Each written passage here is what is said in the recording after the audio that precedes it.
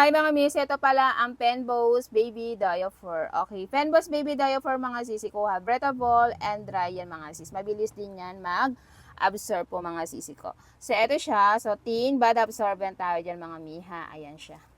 Okay, so soft, okay. Elastic waistband din siya mga sisi ko.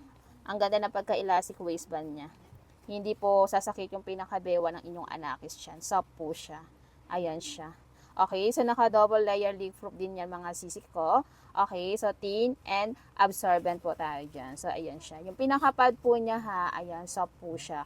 So, very comfortable suited. Overnight, pwedeng-pwede itong gamitin mga mi. Okay, murang diaper lang to guys, mga mi. Ayan, kung gusto nyo magtipid, try nyo na po ang Penboss diaper. So, walang masama mag-try ng iba't ibang diaper. Ayan. Okay? Kung gusto niyo i-try mga miha, try niyo na po check out na po tayo dyan sa screen ng ating video or sa ating basket.